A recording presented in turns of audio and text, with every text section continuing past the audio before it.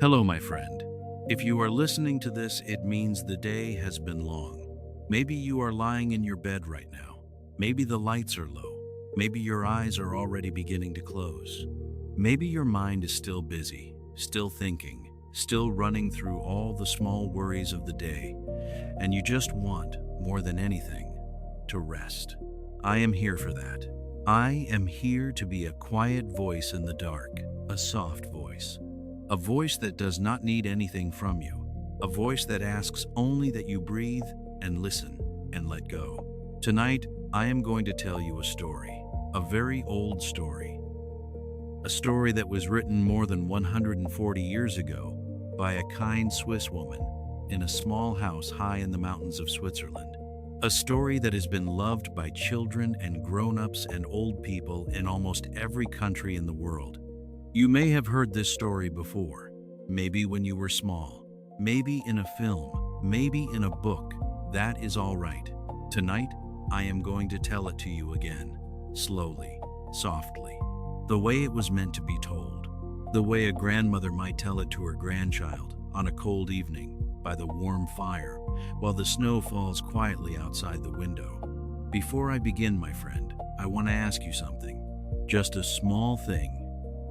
If you have not already, please tap the little red button at the bottom of your screen, the subscribe button. Just one tap. That is how the next quiet story finds you on the next quiet night when you need a voice in the dark. And if you can, tap the little heart too, the like button. It is a soft way of saying, I am here, I am listening. Thank you for telling me a story. That is all. That is everything I will ask of you tonight. Now, settle into your pillow, pull your blanket up, let your shoulders rest, take one slow breath in, and let it out, slowly, slowly. And let me take you somewhere far away, to a little village at the bottom of a great green mountain in Switzerland, where, more than 100 years ago, a small girl named Heidi was about to begin a new life. It was a warm morning in early summer. A young woman was walking up a mountain path. She was tall and strong. Her name was Dete. She had dark hair, tied back in a long braid. She was carrying a small bundle of clothes in one hand. With her other hand, she was holding the hand of a little girl. The little girl was about 5 years old. She was small for her age. She had brown curly hair that fell to her shoulders. She had cheeks that were pink from the warm sun and the long walk up the mountain. Her eyes were big and brown and full of wonder. She was looking at everything as they walked, at the small white goats on the hillside, at the great blue sky, at the dark green pine trees that grew higher and higher up the mountain. She had never seen any of these things before. She had lived all her short life in a small village down in the valley. The little girl was wearing many, many clothes. She was wearing 2 dresses, one on top of the other. She was wearing 3 pairs of socks. She was wearing a thick red scarf around her neck. She was wearing a heavy wool coat. This was very strange because the day was warm, very warm. The little girl was sweating. Her cheeks were red. She was hot. But Dete, who was her aunt, had wanted her to wear all her clothes at once because they were going on a long journey. And it was easier, Dete had thought, to wear all the clothes than to carry them. The little girl did not complain. She just walked and looked at everything with her big brown eyes. Her name was Heidi. Heidi was an orphan. Her mother and her father had both died when she was a baby. She had lived since then with her grandmother and her aunt in the village. But now her grandmother had died too. And her Aunt Dete had been offered a good job in a big city far away. Dete could not take Heidi with her, so Dete was bringing Heidi up the mountain to live with her last living relative, her grandfather. Heidi had never met her grandfather. He lived all alone on the very top of the mountain, in a small wooden hut. He did not come down to the village. He did not visit anyone. He did not like people. He had not spoken to his own family for many years.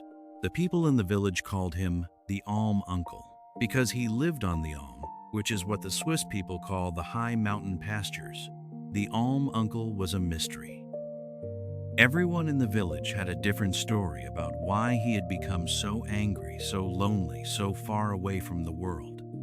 Some said he had lost his son in the war. Some said he had been cheated by a friend many years ago. Some said he had done something terrible when he was young, and that was why he was hiding on the mountain. No one really knew. Dete had only seen him a few times when she was a little girl. She remembered him as a tall, frightening old man with a long gray beard and angry blue eyes. She was nervous about bringing Heidi to him, but she had no choice. And so, the two of them walked up the mountain path in the warm summer morning, with the bees buzzing in the flowers and the white clouds drifting slowly across the sky. After a long time, they came to a small village halfway up the mountain. It was called Durfli. The path wound right through it. The people in the village saw Dete and the little girl, and they came out of their houses. "Dete!" called an old woman. "Where are you going? Up to your sister's old child?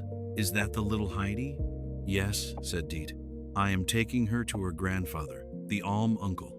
The old woman gasped. "To the Alm uncle? You are giving that little child to that old man? You cannot be serious." "I have no choice," said Dete. "I have to take a job in Frankfurt, far away. I cannot bring a small child to the city. She must go to her grandfather. He is her family." The old woman shook her head. "He will be cruel to her. He has been alone for so long. He has forgotten how to be with people." "Then she will have to teach him," said Dete with a tired smile. "Come, Heidi, we must keep walking." They walked on, out of the village, and up onto the mountain path again. After a little while, they came to a small wooden house, sitting all alone in a great green meadow. In front of the house, there was a small boy. The boy was about 10 years old. He had a tanned face and bright blue eyes and a wild head of brown hair. He was wearing simple clothes and no shoes. He was barefoot, even on the rocky path. He was watching a herd of goats. Big white goats, small white goats. Some had bells around their necks that rang softly when they walked. There were maybe 15 or 20 goats altogether. They were eating the green grass in the meadow. The boy saw Heidi and Dete coming up the path. He waved. "Hello, Dete," he called. "Hello, Peter," said Dete. "I am taking little Heidi up to her grandfather. You can walk with us. You are taking the goats up the mountain anyway, are you not?" "Yes," said Peter. "I take the goats up every morning. I bring them back down every evening. It is my job." Heidi looked at Peter. Then she looked at the goats. Her eyes grew very wide. The goats were the most beautiful thing she had ever seen. She had never seen a goat up close before. She walked toward them, slowly. A little brown and white goat came up to her. It sniffed her hand. Then it gently licked her fingers. Heidi laughed, a high, clear, happy laugh. She had never made a sound like that in all her 5 years. The goat seemed to like her. Peter watched her with surprise. Most children were a little afraid of goats the first time they met them. Goats can have horns, and they can push, and they can be loud. But Heidi was not afraid. She put her arms around the little goat's neck. She put her cheek against its soft brown fur. "Hello, goat," she whispered. "Hello, dear, dear goat." Dete watched. She thought, perhaps, that Heidi was going to be all right on this mountain. The child loved animals. The child loved the open sky. The child loved the warm sun on her face. Perhaps she would be all right. "Heidi," said Dete, "come now. We must keep walking. The grandfather's hut is still high up the mountain. It is a long way." But Heidi did not want to keep walking. She wanted to run. She let go of the goat. She ran. She ran across the meadow. She ran up the hill. She laughed as she ran. Then she stopped. She started to take off her clothes. She took off her heavy coat. She laid it on a rock. She took off her thick scarf. She laid it next to the coat. She took off her outer dress. She laid it on top. She took off 2 pairs of socks. She kept 1 pair. She stood in just her simple cotton dress and her 1 pair of socks. In the warm sun, she felt the wind on her bare arms. She She felt the sun on her face. She felt free. Her aunt was shouting at her, "Heidi, Heidi, what are you doing? Come back here this moment." But Heidi was already running again, up the path, behind Peter and his goats. Dete sighed. She picked up the clothes Heidi had left on the rock. She folded them. She put them in her bundle. She kept walking, up the mountain, higher and higher. The trees grew sparser. The air grew cooler. The sky grew bigger. And finally, they came to the top. There, in the middle of a great green meadow, surrounded by the snowy peaks of the high mountains, stood a small wooden hut. It had a wooden roof. It had a small wooden door. It had 2 small windows. There was a single great fir tree growing beside the hut. Its branches whispered very softly in the high mountain wind. And in front of the hut, sitting on a small wooden bench, smoking a pipe, was an old man. He was tall, even sitting down. He had a long gray beard. He had thick, bushy white eyebrows. He had bright blue eyes. He saw them coming up the path. He did not move. He did not stand up. He just watched them. With his bright blue eyes, Deet was nervous, but she walked up to him. "Good day, uncle," she said. The old man took his pipe out of his mouth. He looked at her. Then he looked at Heidi. He did not say anything. "This is little Heidi," Deet said. "She is your granddaughter, your son's child, my sister's child. She is an orphan now. I have to go to the city to take a job. I cannot keep her. She has come to live with you." The old man stared at Deet. His bright blue eyes were very cold. "What do you mean?" he said, in a deep, slow voice. "She has come to live with me? She has nowhere else to go, uncle," said Deet. "She is your blood, your only living family. You must take her in." The old man stood up. He was very tall, taller than Dete. He looked down at her. "I owe you nothing," he said. "I owe this child nothing. I have lived alone for many years. I will not have a child here. Take her back to the valley." "I cannot, uncle. There is no one else. Her grandmother is dead. Her father is dead. Her mother is dead. There is only you." The old man's face grew darker. "Then take her to the orphanage. Take her to a stranger. Take her wherever you like."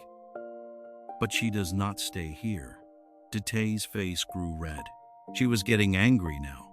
"Uncle, you are her family. She is your blood. If you do not take her, what will become of her?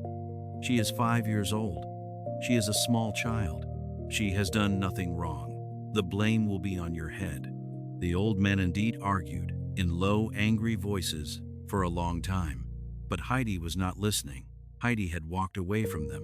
She was standing under the great fir tree, looking up at its branches. She was watching the small clouds drifting through the sky.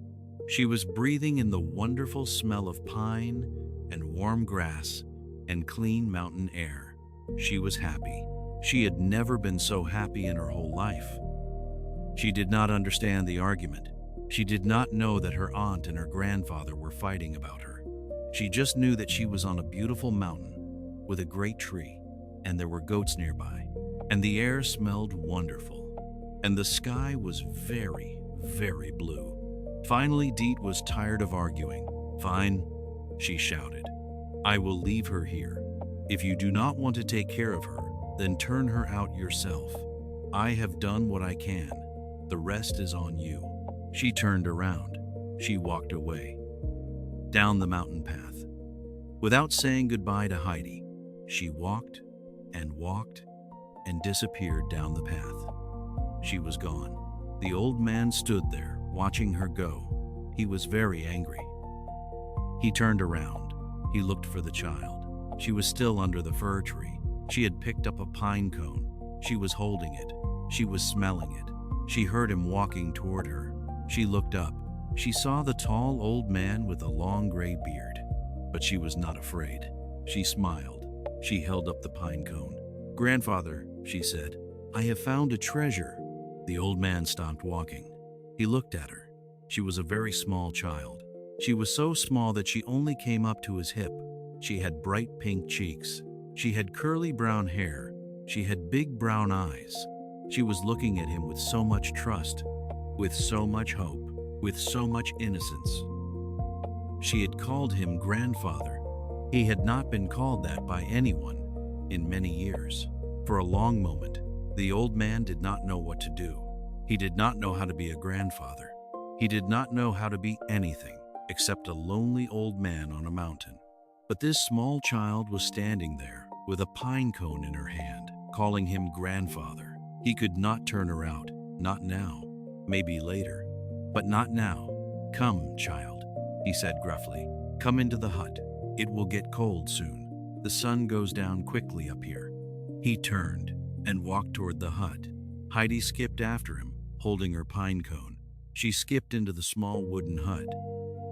And, although neither of them knew it yet, this was the beginning of a new life for both of them. The inside of the hut was small and warm and very clean. There was one big room. There was a small wooden table. There were 2 wooden chairs. There was a small stove where the grandfather cooked his food. There were shelves on the wall, with bowls and plates and cups and spoons. Everything was made of wood. Everything was simple. Heidi looked around with her big brown eyes. "Grandfather," she said, "where do you sleep?" The old man pointed to a small bed made of wood against one wall. It had a thick mattress stuffed with hay. It had a blanket made of sheep's wool. "That is my bed," he said. "Where will I sleep?" Heidi asked. The old man stood for a moment. He had not thought about that. He looked around the hut. "Come," he said. "I will show you." He led her to the back of the hut. There was a small ladder going up to the roof. He climbed the ladder. Heidi climbed up after him. Up there, under the slanted roof of the hut, there was a small loft. It was small and warm. The roof was so low you could not stand up, but you could sit or lie down. The floor of the loft was covered in fresh hay. The hay smelled wonderful. It smelled of summer, of dried flowers, of warm meadows. "You will sleep up here, child," the grandfather said. "I will bring you a sheet and a blanket. The hay will be your mattress. It is soft. Many people sleep on hay." Heidi looked around the small loft. There was a tiny round window high in the wall. From this window, you could see the great valley below. You could see the snow on the high peaks of the mountains. You could see the sky. She climbed up to the window. She looked out. "Grandfather," she said, "I can see everything. I can see the whole world." The old man, climbing down the ladder, did not answer, but the corners of his mouth, hidden by his great gray beard, turned up, just a little, just for a moment. That night, Heidi ate her first dinner with the grandfather. He made bread and cheese and warm milk from one of the small white goats that he kept behind his hut. The cheese was made from the milk of the goats. It was strong and salty. Heidi was hungry. She ate everything. "Grandfather," she said, "your cheese is the most delicious cheese I have ever eaten." The old man looked at her. He had not had anyone tell him that his cheese was good in many, many years. "Eat more," he said gruffly. He cut her another slice. After dinner, the grandfather took Heidi outside. He pointed to a small wooden building behind the hut. It was a small barn where he kept his 2 goats. One of the goats was white, the other was brown. They were standing in their small barn, chewing peacefully. "This is Little Swan," said the grandfather, pointing at the white goat. "She is the older one. She is gentle. And this is Little Bear," he said, pointing at the brown one. "She is younger. She is wild. They are my goats. They give us milk every day." Heidi went into the barn. She put her small hand on Little Swan's white head. "Hello, Little Swan," she said. "Hello, Little Bear." The goats sniffed her. They liked her. The grandfather had never seen them be so calm with a stranger. That night, before Heidi went up the ladder to her loft, she took the grandfather's big rough hand in her small soft hand. "Good night, grandfather," she said. The grandfather did not know what to say, so he said, "Good night." Heidi climbed up the ladder. She lay down on her bed of hay. She pulled the wool blanket up to her chin. The hay smelled wonderful. The blanket was soft. She could hear the goats chewing softly in their barn outside. She could hear the great fir tree whispering in the wind. She could see through the small round window a single star. She closed her eyes. She had no mother. She had no father. She had no grandmother. She did not know what would happen tomorrow, but she was warm and safe.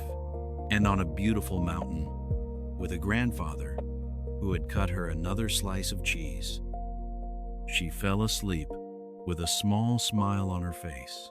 She slept the deep, peaceful sleep of a child who is, perhaps for the first time in her life, exactly where she is supposed to be.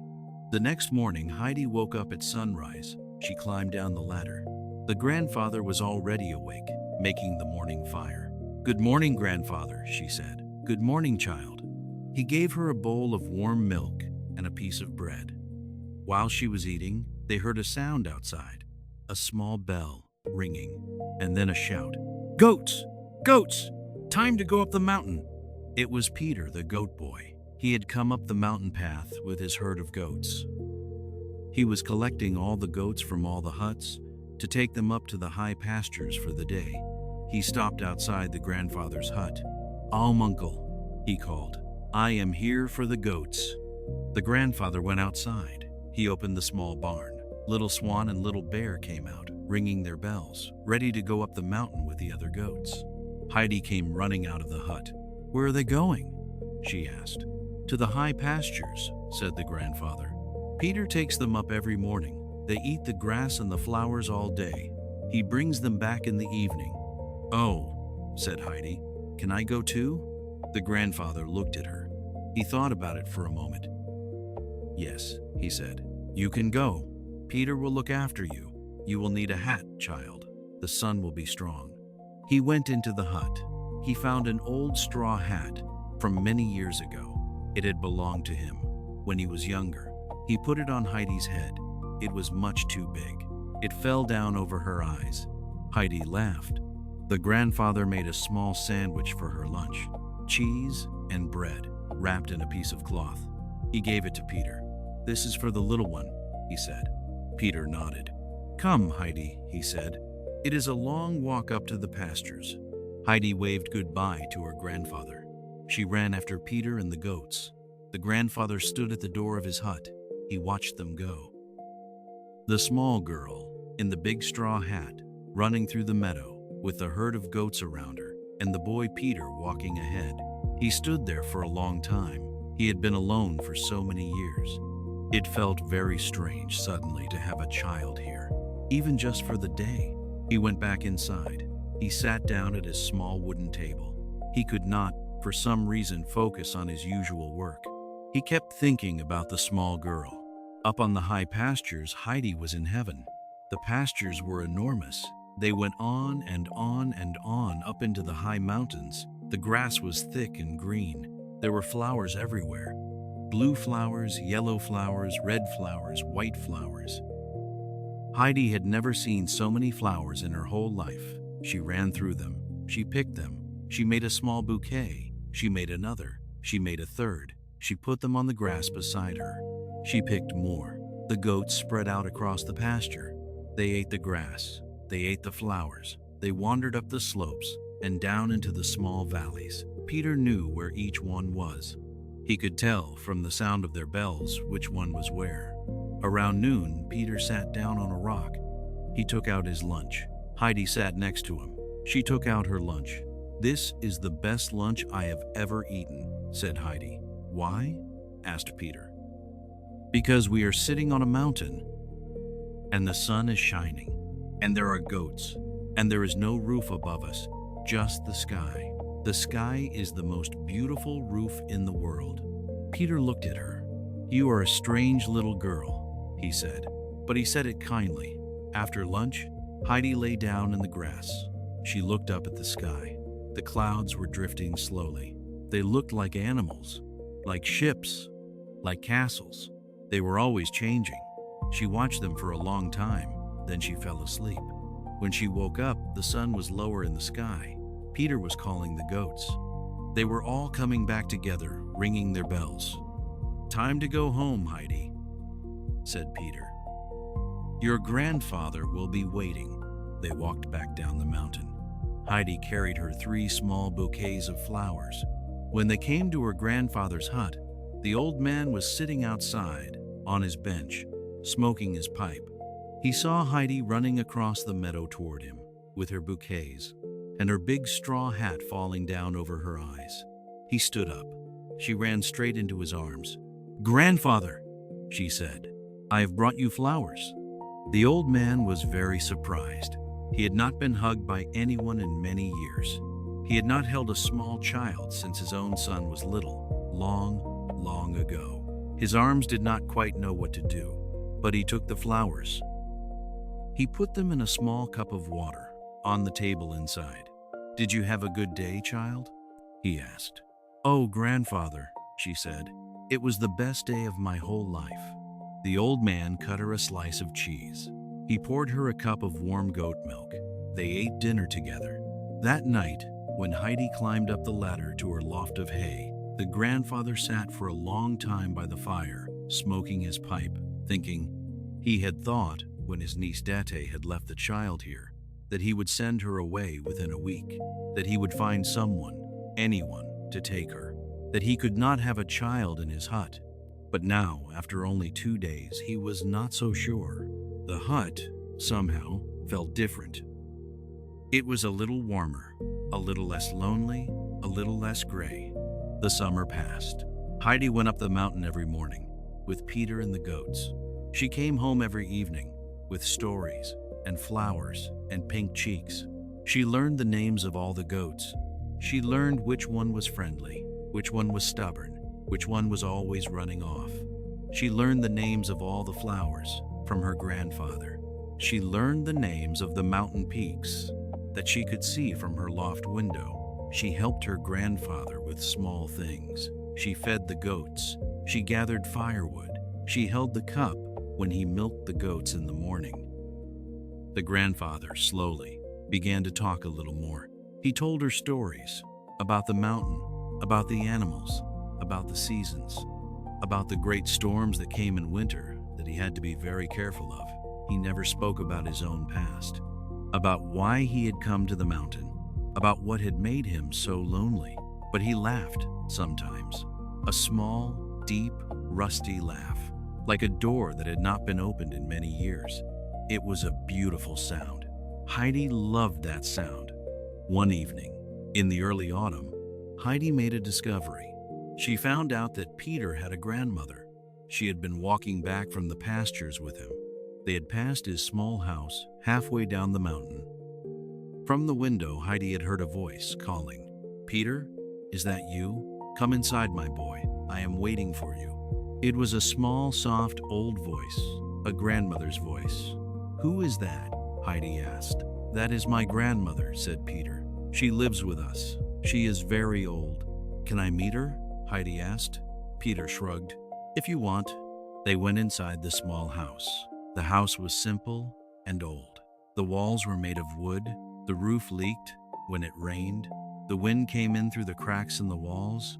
In a chair by the small fire sat an old woman. She had gray hair wrapped around her head.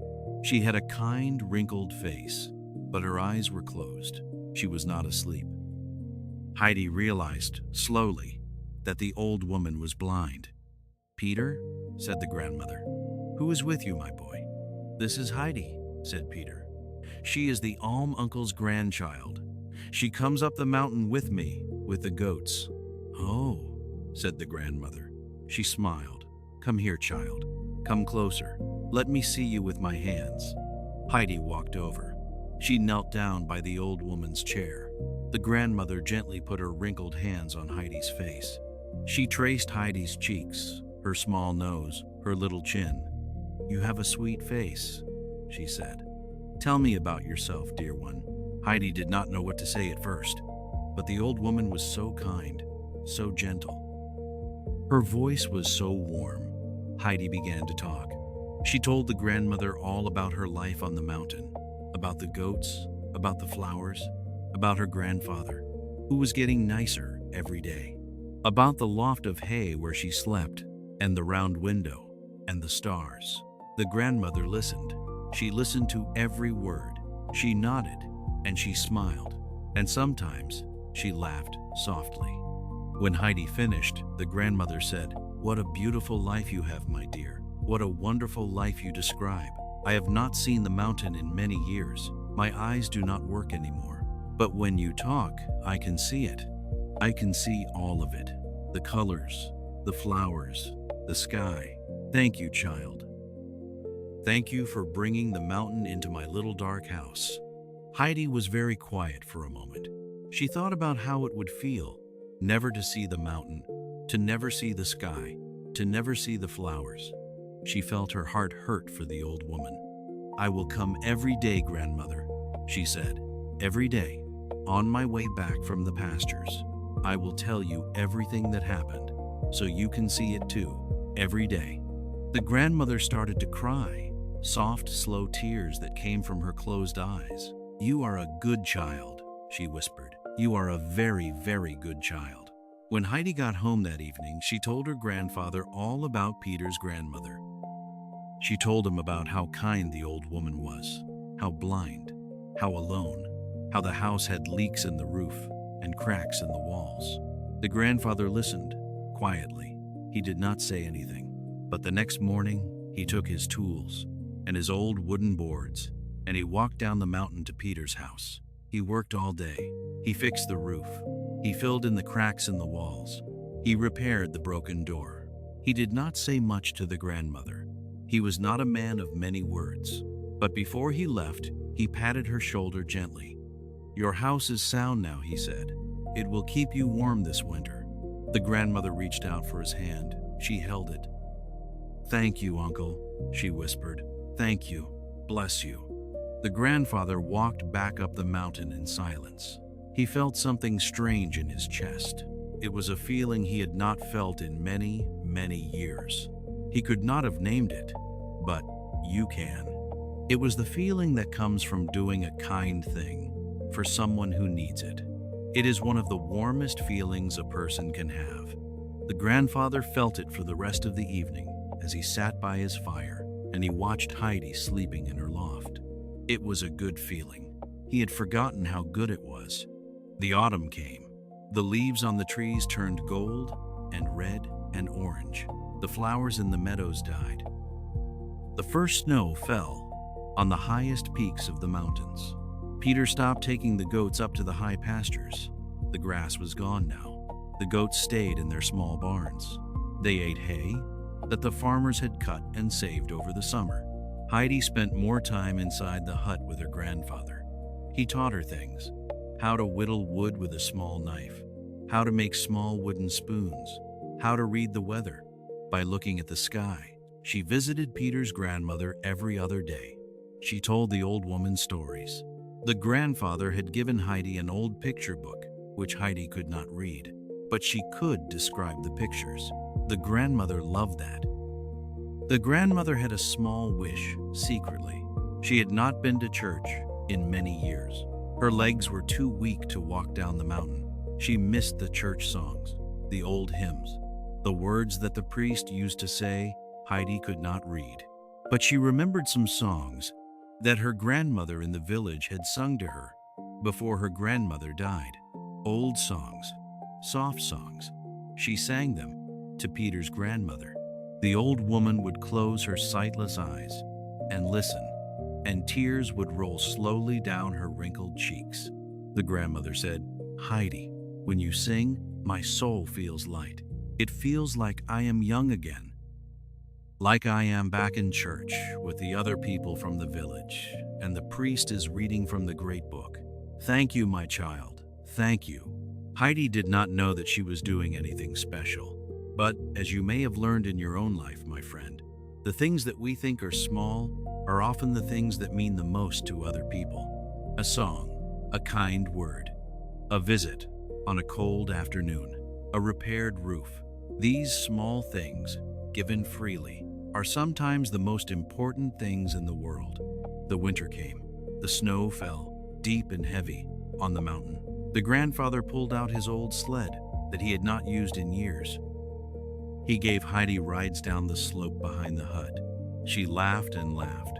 He showed her how to skate on the small frozen pond with old skates that had belonged to his son many years ago.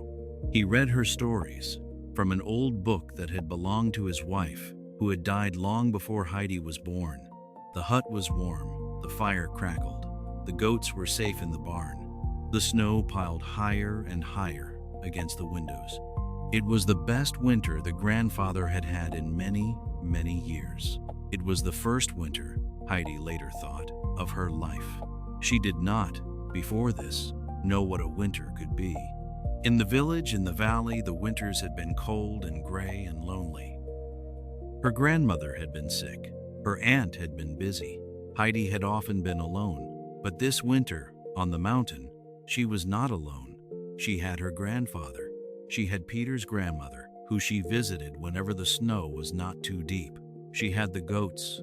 She had the great fir tree that she could see from her loft window, its branches white with snow. She had everything. She did not know that her life was about to change again. It was the spring. The snow was beginning to melt. The first small flowers were poking up through the brown grass. The birds were starting to come back to the mountain. One morning, Heidi was outside, watching the small flowers, when she heard footsteps on the path. She looked up. Her Aunt Deet was walking up the mountain. Deet looked different. She was wearing a fine new dress. Her hair was done in a beautiful new way. She looked like a city lady now. "Heidi," called Deet. "Heidi, come here, child. I have wonderful news for you." Heidi did not know what to say. She had not seen Dete for almost a year. The grandfather came out of the hut. He saw Dete. His face grew dark. "What are you doing here?" he said. "Uncle," said Deet, "I have come to take Heidi. I have a wonderful opportunity for her." The grandfather's eyes turned cold. "What do you mean, take her?" "There is a family in Frankfurt," said Det. "A wealthy family. The Sesemann family. They have a little girl. She is about Heidi's age, maybe a little older. Her name is Clara. Clara is in a wheelchair. She cannot walk. She is sick. She is very lonely. The family is looking for a companion for her, a nice little girl who can sit with her and play with her and be her friend. They have agreed to take Heidi. They will give her a fine room, fine clothes, the best food. They will teach her to read. They will give her an education. It is the best chance Heidi has ever had." The grandfather's face was a storm. "No," he said. "Heidi is staying here. Uncle, please, think of what is best for the child. She has to learn to read. She has to be in the world. She cannot grow up on this mountain forever, with only an old man and some goats for company. She is a smart child. She deserves more." The two of them argued again, just like a year before. Deet said many things. She said that the grandfather was being selfish, that he was keeping Heidi in a small life when she could have a big one, that if he loved her, he would let her go. She said that the family was going to leave Frankfurt in 3 days. They had to take Heidi now, today, or the chance would be gone forever. The grandfather said nothing. He went into the hut. He came out again after a while. Heidi was crying. She did not want to leave. She did not understand most of what they were saying. She just knew that her aunt wanted to take her away from the mountain. From her grandfather? From the goats? From Peter? From Peter's grandmother. She held her grandfather's leg. "Grandfather," she sobbed, "do not let her take me away, please." The grandfather knelt down. He looked at her with his blue eyes. He was quiet for a long moment. "Heidi," he said softly, "your aunt may be right. There is a big world out there, beyond this mountain. There are things you should see, things you should learn. You are a smart child. You deserve more than I can give you." "No, grandfather, I do not want more. I want you. I want the mountain. I want little Swan and little Bear and Peter and grandmother." The grandfather looked at her for a long time. He had a great war inside himself. He wanted to keep her. Of course he wanted to keep her. He had been so lonely. Before she came, she had brought light into his life. The thought of losing her was almost more than he could bear.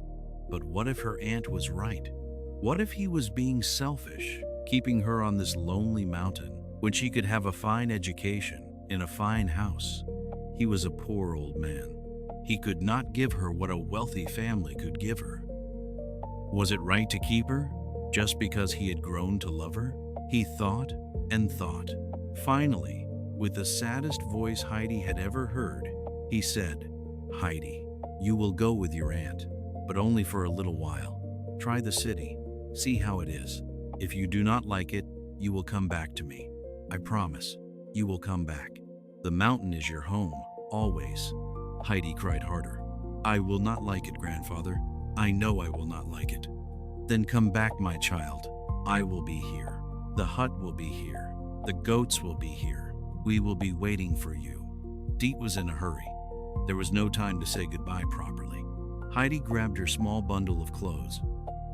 She ran into the barn one last time. She kissed Little Swan and Little Bear on their soft heads. She ran back to her grandfather. She hugged him with her small arms. "I will come back, grandfather," she whispered. "I will come back. I know, child. I know."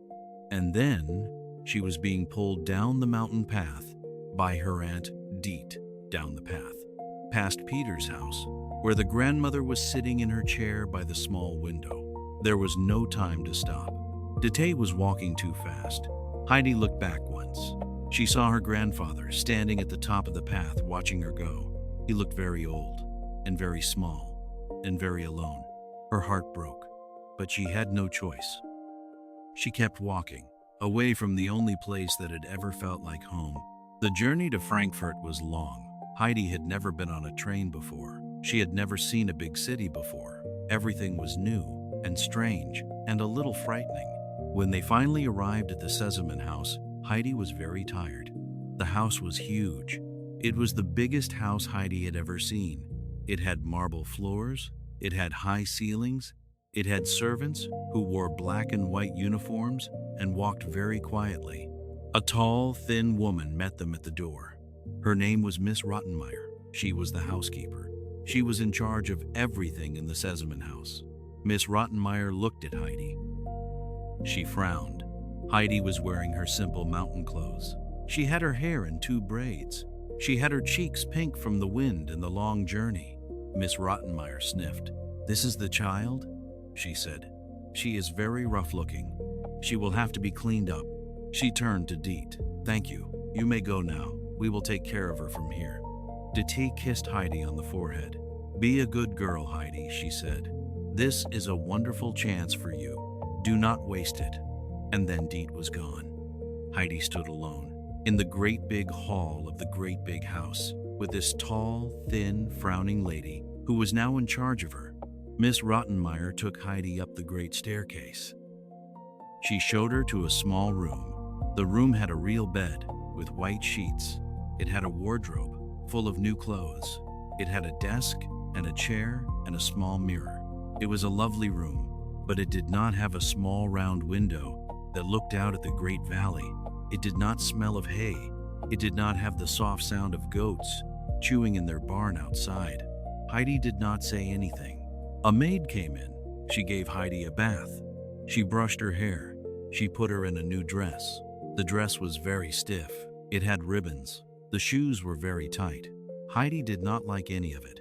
But she was a good child, and she did what she was told. That evening, Heidi met Clara. Clara was the little girl who lived in this house. Clara was 12 years old. Heidi was 6 now. Clara was older, but smaller in some ways. She was thin and pale, and she had been sick for a long time. She sat in a wheelchair because her legs did not work. She had soft brown hair and gentle gray eyes. Heidi liked her immediately. Clara liked Heidi immediately too. The 2 girls became friends in the first hour they were together. Clara was so happy to have a friend. She had been very lonely in her great big house. She had teachers and servants and doctors, but she did not have a friend. Heidi was so happy to have someone her own age who wanted to talk and play and listen. The 2 of them stayed up late, talking about everything. Heidi told Clara all about the mountain about the grandfather, about the goats, about Peter, about the flowers, about the sky. Clara had never seen any of these things. She lived in a city. She had never been on a mountain. She had never seen a goat up close. She had never picked a flower from a meadow. She loved Heidi's stories. She begged Heidi to tell her more and more. The next day, Mr. Sesam's father came home for a visit. He was Clara's grandfather. He was a kind old man with white hair and bright, friendly eyes. He liked Heidi at once. "You will be good for our Clara," he said, patting Heidi's head. "She has needed a friend like you." For the first week, Heidi was all right. She had Clara. She had the grandfather, Mr. Sesam's father, who was kind. She had good food and clean clothes and a soft bed. But after the first week, the missing began. The missing of the mountain, the missing of her grandfather, the missing of the goats, the missing of Peter and his grandmother, the missing of the sky. The missing was a small thing at first, a small ache in her chest. She did not even know what it was, but it grew. Every day, the missing grew a little bigger. Heidi did not say anything to anyone. She was a brave child. She did not want to seem ungrateful. The Sesame family had been kind to her.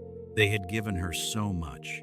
But the city was so noisy. The streets were full of carriages and people and noise and dust. The buildings were so tall. They blocked out the sky. She could not see any stars at night. The food was strange and rich. She missed bread and cheese. The clothes were stiff. She missed running barefoot in the grass. The teachers who came to teach her and Clara how to read were strict and stern. Miss Rottenmeier was always frowning, telling her to be quiet, to sit still, to not run, to not laugh too loudly, to not bring country dirt into the house. Heidi tried. She tried so hard. She learned to read, slowly. She wanted to learn because she wanted to read books to Peter's grandmother when she went home. She sat still when she was told to sit still. She walked quietly when she was told to walk quietly.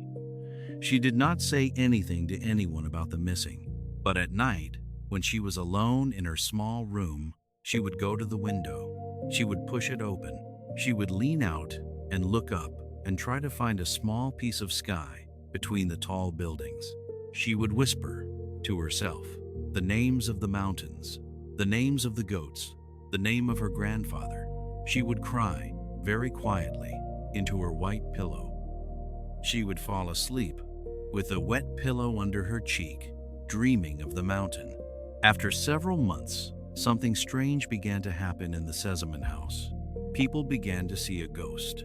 The servants would come down in the morning, and the front door of the house would be standing open, as if someone had walked out in the middle of the night.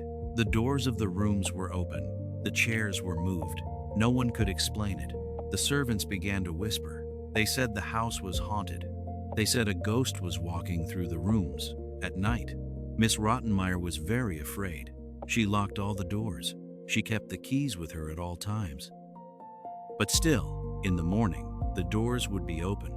Finally, the family wrote to Mr. Sesame's father, the kind old grandfather who had visited before. They asked him to come and help. He came. He stayed in the house for 2 nights, sitting up in the hall with a candle, waiting. On the second night, he saw something. A small white figure walking down the stairs. A small figure dressed in a long white nightgown. A figure with curly brown hair. A figure with eyes that were closed.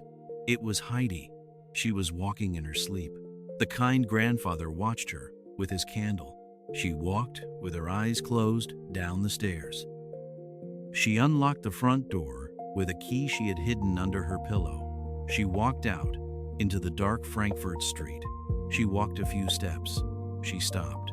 She lifted her face to the sky. She breathed in deeply 3 times. And then, slowly, she walked back into the house. She walked up the stairs. She walked back to her bed. She lay down. She had never opened her eyes. The kind grandfather understood then what was happening. Heidi was sleepwalking, and she was sleepwalking because, in her sleep, she was trying to go home. Every night, in her dreams, She was trying to find her way back to the mountain. The kind grandfather went into Heidi's room. He sat down beside her bed. He looked at her, sleeping there. So small, so pale, so thin. She was much thinner than when she had come to the house. She had not been eating well. She had been quietly crying every night. He called the doctor in the morning. The doctor examined Heidi. He saw that she was very, very sad. He saw that she had lost weight. He saw that her eyes were dark with sleepless nights. The doctor was a wise man. He looked at Heidi. He said, in his quiet voice, "Tell me, little Heidi, are you happy here?" Heidi looked up at him with her big brown eyes. She did not want to be ungrateful, but the doctor was kind, and she was so tired, so tired. The tears began to fall. I miss the mountain," she whispered. "I miss my grandfather. I miss the goats. I miss Peter's grandmother. I miss the sky." The doctor nodded. He had seen this before. In his long career, he had seen children brought from the country into the city who could not breathe in the city. Children brought from green hills into gray streets whose hearts grew sick from missing. He turned to the family. "This child," he said, "is dying of homesickness. She must go home. She must go back to her mountain. Today, tomorrow at the latest. If she stays here much longer, I cannot save her." The Sesman family was shocked. They had not known. They had thought Heidi was happy. She had been so brave. She had not complained. She had not asked to leave, but the doctor was certain. The grandfather, the kind one, took charge. He hired a special carriage. He packed Heidi's things. He paid for everything. The next morning, Heidi was on the train, going home. Clara cried when Heidi left. "You will come back to visit me, will you not, Heidi?" she begged. "And maybe one day I can come to your mountain, to see the goats, to see the sky." "Yes, Clara," said Heidi. "Yes, you must come. You must promise to come." The two friends hugged each other, and then Heidi was traveling, back to her mountain, back to her grandfather, back to her real home. When the train arrived at the small station at the bottom of the mountain, Heidi did not wait for a carriage. She started walking up the mountain path. A man from the village offered to take her by horse. She would not let him. She wanted to walk. She wanted to walk up every step of the path. She wanted to feel the mountain under her feet. She walked all morning. She passed the village of Durfli. The people in the village saw her, and they ran out to greet her, and they hugged her, and they cried, "Little Heidi, you are back, you are back." But Heidi could not stop. She had to keep walking, up and up and up. She walked past Peter's small house. Peter's grandmother was sitting by the window. Heidi ran inside. "Grandmother," she cried. "Grandmother, I am home." The old woman put her hands on Heidi's face. She felt her cheeks. She felt her hair. Tears poured down her old wrinkled face. "My darling child," she whispered. "Oh, my..." Heidi told her quickly that she had to keep going to her grandfather, but that she would come back tomorrow. And every day after that, forever and ever. The grandmother kissed her again and again. Heidi ran out and kept climbing. Up and up, higher, higher. The trees grew sparser. The air grew cooler. The sky grew bigger. Finally, she came over the last ridge. And there, in the meadow at the top of the mountain, was the small wooden hut. The great fir tree was beside it, whispering in the wind. A wisp of smoke was coming from the chimney. And on the bench in front of the hut sat her grandfather. He looked older, thinner, sadder, but it was him. It was her grandfather. She did not have the breath to call to him. She just ran. She ran across the meadow. The old man heard her footsteps. He looked up. He saw a small girl running across the green grass in a city dress, with her hair flying behind her. It was Heidi, his Heidi. He stood up. He could not believe his eyes. He thought he must be dreaming. But Heidi was running faster, faster. She was crying. She was laughing. "Grandfather, grandfather, I am home. I am home. I am home. I am home. She ran into his arms. The old man held her tight. He buried his face in her hair. He could feel her small heart beating against his chest. He could feel her breath and her tears and her laughter. His own eyes were wet. He had not cried in many, many years, but he was crying now. Heidi, he whispered. Heidi, my child, my dear, dear child. He held her for a long, long time. The sun was setting behind the mountain. The sky was turning pink and gold, and a soft, soft violet. The two little goats came out of their barn. They saw Heidi. They ran across the meadow. They came up to her, sniffing her hands, butting her gently with their soft heads. Little swan, Heidi laughed. Little bear, you remember me. The goats made small, happy noises. The grandfather looked down at his granddaughter. He saw, for the first time, that something had grown in his heart. Something he had thought, long ago, was dead. He saw that he had a family again. He saw that this little girl, who had walked into his life, who had called him grandfather on her very first day, had thawed something that had been frozen for many years. He was not lonely anymore. He had not been lonely since the day she had come, but now he understood it. He took her hand. He led her into the hut. He sat her at the table. He cut her a slice of cheese and gave her a cup of warm milk. She ate hungrily. Her cheeks began to grow pink again. Her eyes began to sparkle. That night, when she climbed up the ladder to her loft, she lay down on her bed of hay. The hay smelled wonderful. The blanket was soft.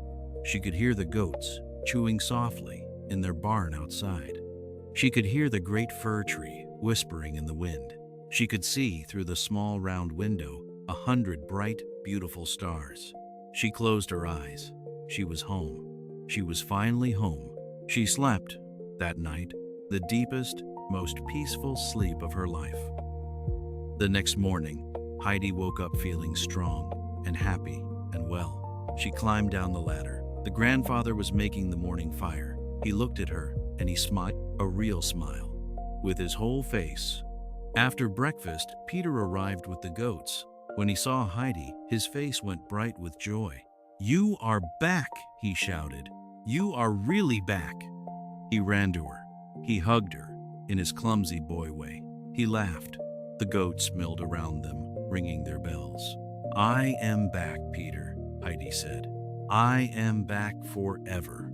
They walked up the mountain together with the goats, just like the old days. That day, Heidi went to see Peter's grandmother.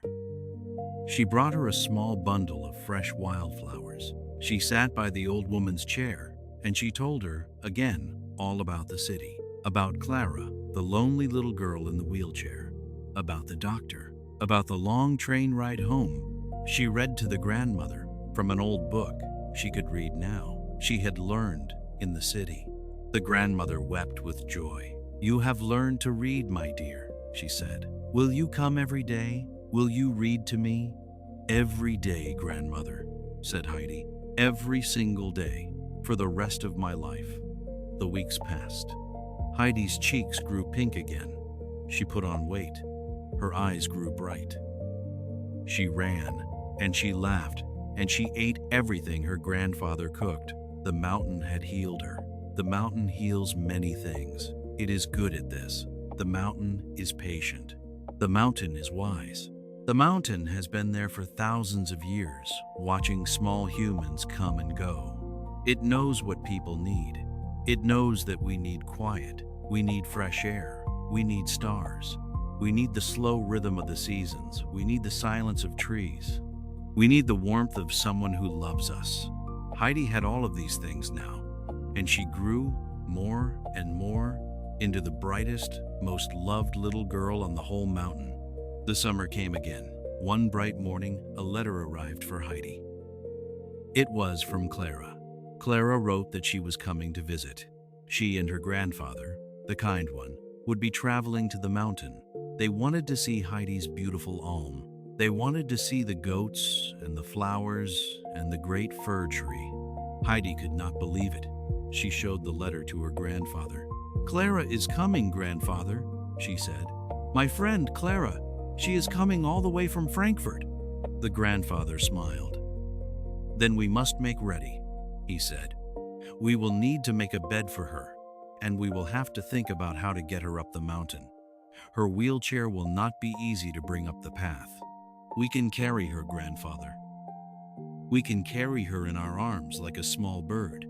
The grandfather laughed, a real warm laugh. "We will figure it out, child."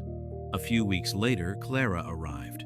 A small carriage brought her and her kind grandfather up to the village. Then strong men of the village, who knew the grandfather, carried Clara up the mountain in a special chair they had built. The grandfather carried her wheelchair. Heidi ran beside them, jumping with excitement. When they reached the hut, Heidi showed Clara everything: her loft of hay, the great fir tree, little swan and little bear, the wildflowers in the meadow, the view across the great valley of the snowy peaks. Clara was speechless. She had never seen anything like it. The two girls spent every day together. Heidi sat with Clara in the meadow. She picked flowers and made small bouquets and put them in Clara's lap. She brought her cups of fresh goat milk and slices of cheese and pieces of bread. Peter came with the goats. Clara was a little afraid of the goats at first, but Heidi taught her gently. Clara learned to feed little Swan and to stroke her soft white head and to laugh. Clara had not laughed so much in years. She had not eaten so much in years. She had not breathed such clean air in her whole life. And, slowly, something began to change. Clara's cheeks grew pink. She began to gain weight. Her gray eyes grew bright. After a few weeks, Clara said one morning, "Heidi, I am going to try to stand. I want to stand, just for a moment, to see if I can." She had not stood up in many years. The doctors had said her legs were too weak. They had told her she would never walk. But Clara wanted to try. Heidi and the grandfather helped her. Heidi held one of Clara's arms. The grandfather held the other. They lifted her up, gently, out of her wheelchair. Clara's legs trembled. She was scared, but she stood. She stood, for one moment, in the warm sun of the meadow. She felt the grass under her feet through her thin shoes. She started to cry. "I am standing," she whispered. "I am really standing." Day after day, Clara practiced. Heidi and the grandfather helped her. The mountain air was strong. The food was good. The goat milk was nourishing. The sun was warm. Clara's legs, which had been weak from lying in bed for years, began to grow stronger. A week later, Clara took her first step. A week after that, 3 steps. A month after that, she walked, with Heidi holding her hand, across the whole meadow. Clara could walk. She would never run, like Heidi, but she could walk. The mountain had healed her too. When Clara's kind grandfather came to take her back to Frankfurt, he could not believe his eyes. He saw his Clara, walking on her own 2 legs. He fell to his knees. He thanked the Alm uncle. He thanked Heidi. He thanked the mountain. He thanked God. The kind grandfather, Mr. Seseman's father, looked at the Alm uncle. He saw something that he had not seen in the old man the first time they had spoken about Heidi. He saw a man who was deeply loved by his granddaughter. He saw a man who had built a small good world up here on this mountain. He saw a man who, although old, was not lonely. "Sir," said Clara's grandfather, "I would like to give you something, to thank you for what you have done for our family." The old Alm uncle shook his head. "I have done nothing," he said. "Heidi did everything. And the mountain? The mountain is the real teacher." "Then let me thank you in another way," said Clara's grandfather. "Whatever you need, whatever Heidi needs, for the rest of her life, I promise, she will never want for anything. She has given my Clara back to me. I owe her everything." The Alm uncle nodded, quietly. The Seseman family left that evening. Heidi cried as Clara was carried back down the mountain. The 2 friends had promised to write, to visit, to stay friends all their lives. The grandfather put his arm around Heidi's shoulders. "She will come back," he said gently. "I know, grandfather." They stood, the two of them, looking down the mountain path until they could not see the carriage anymore. Then they went back into the hut. The grandfather made supper. Heidi set the table. The fire crackled. The goats chewed softly in their barn. The great fir tree whispered in the evening wind. It was, again, a quiet evening on the mountain, but it was also a perfect evening. A small girl, an old man, a small wooden hut, a pot of warm soup, a fire. Sometimes, life does not need to be more than this. That was the story of Heidi, my friend. A small Swiss girl who lost her parents and her grandmother and was sent to live with a lonely old man on a mountain. A small girl who, without knowing it, melted the heart of a man who had been frozen for years. A small girl who brought light into a blind old woman's dark house. A small girl who walked into a great city and grew so homesick that she made herself sick and had to be sent home. A small girl who, with the help of the mountain, helped her friend Clara to walk again. It is a simple story. It is a slow story. It is a story without great battles, or wicked witches, or dragons. But it is, I think, one of the most beautiful stories ever told, because it shows us something true. It shows us that the most important things in life are not the biggest things. They are the smallest things. A goat, a fir tree, a piece of cheese, a song sung to a blind old woman, a warm fire, a small hand in a big rough hand, a loft of hay, a small round window, a view of 100 stars. These are the things that make us human. These are the things that heal us. These are the things that we sometimes lose when we live in big cities and rush around and forget to look at the sky. But the things are still there. The mountain is still there. The fir tree is still whispering in the wind. The stars are still shining over your bed, even when you cannot see them through the roof of your house. And inside you, somewhere, is a small loft of hay, a small round window, a view of everything you have ever loved. You can go there whenever you need to. It is always inside you. It is your real home. Now, my friend, the story is over. I hope you are still with me. But if you have already fallen asleep, that is good too. That is what I wanted. That is why I told it so softly, so slowly, so gently. I hope somewhere in your sleep you walked up a mountain. I hope you saw the great fir tree. I hope you heard the small bells of the goats. I hope you felt the warm sun on your face. I hope your dreams tonight are full of green meadows and clean air and stars. You are safe. You are loved. You are doing your best. The world is hard. The world is loud.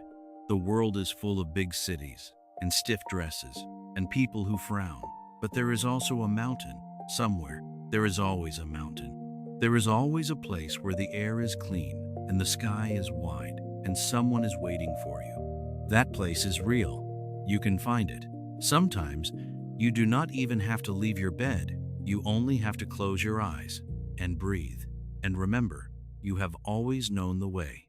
Before I go, my friend, please do one small thing for me. If you have stayed with me until the end of this story, gently tap the little red button at the bottom of your screen. The subscribe button, just one tap, so that the next quiet story can find you on the next quiet night when you need a voice in the dark.